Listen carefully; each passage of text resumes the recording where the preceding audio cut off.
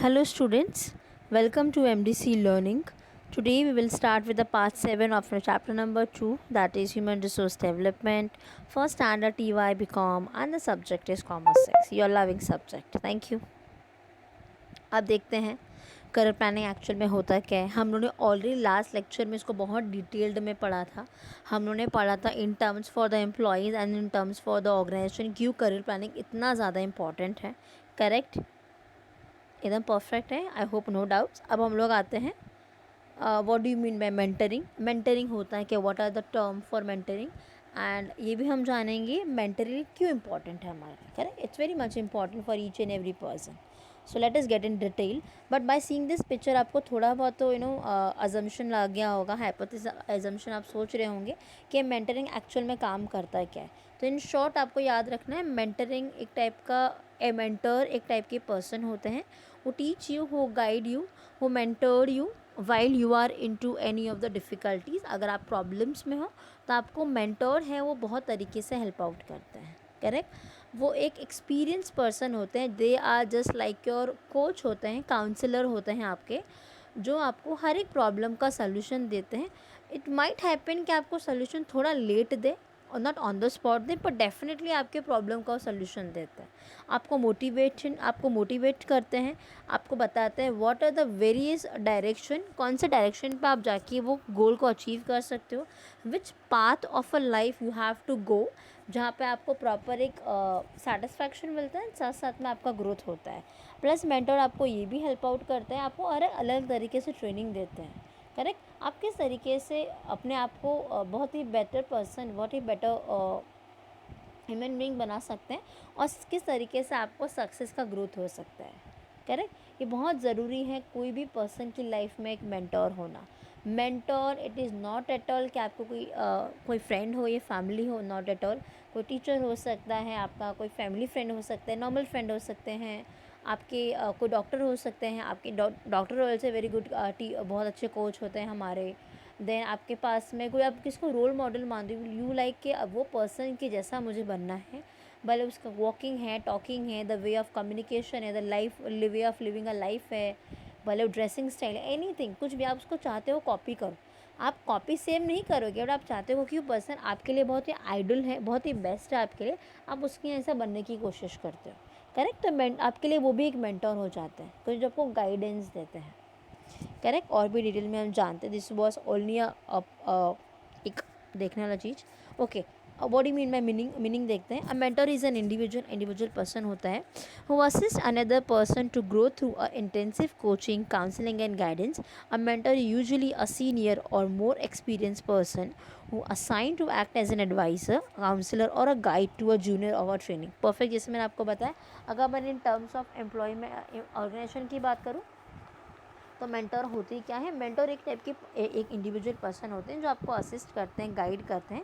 Definitely आपसे वो senior most person होते हैं, बहुत एक्सपीरियंस पर्सन होते हैं, और उनको आपके लिए उसको एक एडवाइज़र बनाया जाता है। उनकी जो भी प्रॉब्लम होती है सॉल्व करने के लिए होती है। हमेशा सीनियर, आप ट्रेनर जूनियर के का मेंटर होते हैं।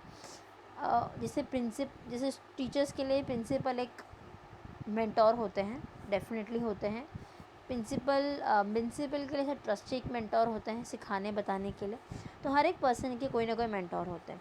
फिर यहाँ पे उन्होंने बताया कि मेंटोर हमें बहुत तरीके से हेल्प आउट करते हैं। मेंटरिंग हम लोग 2 टाइप में कर सकते हैं, that is formal and informal. Formal में क्या होता है, हम लोग नॉर्मल एक ही ऑर्गेनाइजेशन में एक ही जगह पे बैठ के, सपोज एक जस्ट लगा एक काउंसलिंग सेंटर जाके मैं आपसे पूछ रही हूँ, मैं आपका सवाल पूछ रही हूँ, आप मुझसे जवाब दे रहे हो, वो नॉर्मल एक जस्ट लाइक काउंसलिंग में काम होता है। लेकिन इनफॉर्मल में क्या होता है, आउटसाइड ऑफ ऑर्गेनाइजेशन आप बाहर जाके, नॉट इन टेक्निकल टर्म में, लेकिन नॉर्मल कैजुअल टर्म्स में आप उनसे बात करते हो, और जो भी प्रॉब्लम्स है नॉर्मल आप उनसे पूछते हो। इसलिए यहाँ पे प्रॉपर तरीके से मेंटोर करना बहुत ज़रूरी हो जाता है। फिर हम लोग देखते हैं वाई, जब हम मेंटोर करते हैं तो क्यों इंपॉर्टेंस हमें मेंटोर की रिक्वायरमेंट है। फर्स्ट आता है एड्स इन डिसीजन मेकिंग, क्योंकि एड्स इन डिसीजन मेकिंग हमें डिसीजन मेकिंग के लिए बहुत हेल्प आउट करता है। एड्स मतलब होता है हेल्प आउट, एड्स टू मतलब होता है हेल्प्स आउट। तो डिसीजन मेकिंग के लिए, डिसीजन पावर के लिए हम लोग नॉर्मल मेंटोरिंग का यूज़ करते हैं। बेटर कम्युनिकेशन के लिए हम लोग मेंटर का यूज़ करते हैं। प्रॉपर तरीके से अगर मेंटोरिंग होगा, प्रॉपर तरीके से काम होगा, तो मैं अच्छा डिसीजन ले पाऊँगी, और मेरे रिलेशन है मेरे एम्प्लॉयज़ के साथ में हमेशा बेटर होंगे। थर्ड वन, मैं डिसिप्लिन में काम करती हूँ, बहुत ही प्रॉपर रूल्स रेगुलेशन लॉज में काम करती हूँ, कुछ मैं लूप होल्स नहीं करती हूँ, बीच में कुछ ब्रेक डाउन नहीं करती हूँ, इसके लिए मुझे यहाँ पे मेंटरिंग इंपॉर्टेंट है। फोर्थ वन, टीम वर्क, मैं टीम वर्क में काम करना पसंद करती हूँ। जितना आप टीम वर्क में काम करेंगे उतना आपका बेटर रिलेशन होगा आपके सारे एम्प्लॉयज़ के साथ में। तो मेंटरिंग हमें यही सिखाता है कि हमेशा आप टीम वर्क में काम करो, नेवर डू इंडिविजुअल। इंडिविजुअल आप करो जब आपका टास्क हो, लेकिन हमेशा एक साथ में ग्रुप में वर्क करो, क्योंकि आपके लिए बहुत बेटर होगा, बहुत तरीके से आप लोग काम को कर सकते हैं। And the last one, that is goodwill. Definitely इसके वजह से मेरी कंपनी का गुडविल बनता है, मेरी कंपनी का इमेज अच्छा होता है। और हम लोगों ने और डिटेल में इसको जूम लेक्चर में बहुत ही डिटेल में इसके बारे में हमने पढ़ा है। ठीक है, अब आते हैं new topic for today. By seeing this picture आपको क्या समझ में आ रहा है? I give you only 1 to 2 seconds. What you can see by seeing this picture, what you can observe by seeing this picture.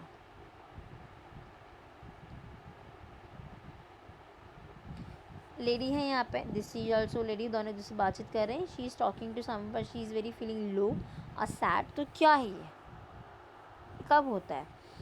जब आप कोई पर्सन के साथ में काउंसलिंग करते हैं। Correct, a new topic. Counselling एक टाइप की एक काउंसलर सेंटर्स में हम लोग काउंसलिंग कर सकते हैं, जहाँ पे मैं बोल सकती हूँ एक इंट्रैक्शन है between two person, that is counsellor. She is a counsellor, she is a counsellee. Counsellor होते हैं वो एडवाइस देते हैं, काउंसिली होते हैं अपने प्रॉब्लम का सल्यूशन के लिए काउंसलर के पास जाते हैं।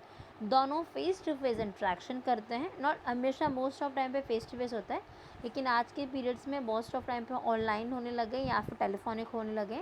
लेकिन ज़्यादातर 98% तक फेस टू फेस इंट्रैक्शन होता है, जहाँ पे काउंसलिंग अपनी सारी प्रॉब्लम्स काउंसलर को बताती हैं। काउंसलर उस पर मेक श्योर करते हैं, जजमेंट देते हैं, नॉर्मल उस प्रॉब्लम का सल्यूशन देते हैं। ठीक है, अपने व्यूज़ ओपिनियन को दोनों एक साथ मिलकर शेयर करते हैं। तो ये काउंसलिंग बहुत इंपॉर्टेंट है हर एक की लाइफ में, और कंपनी के अंदर भी काउंसलर होता है, जैसा हमने लास्ट टॉपिक में पढ़ा, मेंटर जैसा होता है। अब देखते हैं काउंसलिंग एक्चुअल में क्या है। Counselling is a method of understanding और helping people who have technical, personal and emotional or adjustment problem that usually has emotional content that an employee with the object of reducing it so that the performance is maintained at adequate level or even improved upon.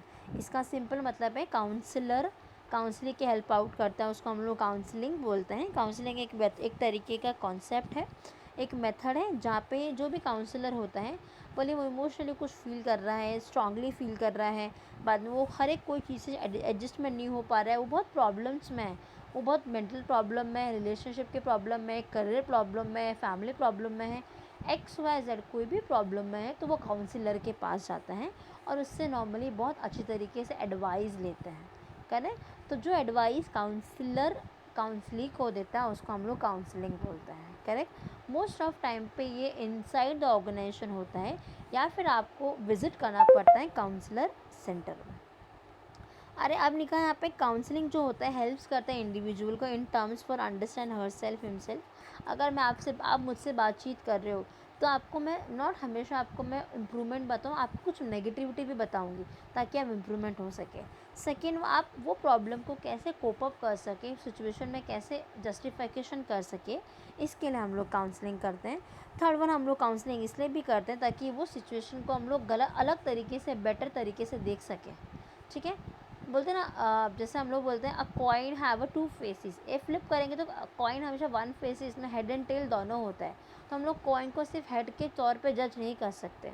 तो same आप कोई भी person है उसको first look में judgement नहीं दे सकते हो, आपको उसके सामने थोड़ा टाइम बिताना पड़ेगा। परफेक्ट, तो यहाँ पे अंडरस्टैंड करते हैं, वो पॉजिटिव आउटलुक को लेके आता है, हमेशा नेगेटिविटी को हमेशा दूर भगाता है, इसलिए हम लोग काउंसलिंग करते हैं। करेक्ट, काउंसलिंग मोस्ट इंपॉर्टेंट है सबकी लाइफ के लिए डेफिनेटली। अगर आपको कभी भी लो फील होता है, always talk to a counselling. हमेशा देखो, काउंसलिंग मैंने ये भी नहीं बोला कि एक्सपर्टीज़ हो, डेफिनेटली एक्सपर्टीज़ होता है। आप अपने फैमिली से बात करो, आपके मम्मी पापा से बात करो, they are also very good counsellor for you. आपके एडवाइस को वो सुनेंगे, समझेंगे, फिर आपको उसके अंदर वो हेल्प आउट करेंगे, आपको डिसीजन के लिए हो देंगे। You can always come to any of the teacher, आपके अगर आपके हाथ में कुछ भी आप लो फील करते हैं तो। करेक्ट, इसलिए काउंसलिंग हर जगह रिक्वायरमेंट होता है। अब हम जानेंगे mostly there are 3 main types for a counselling, वो हम देखते हैं।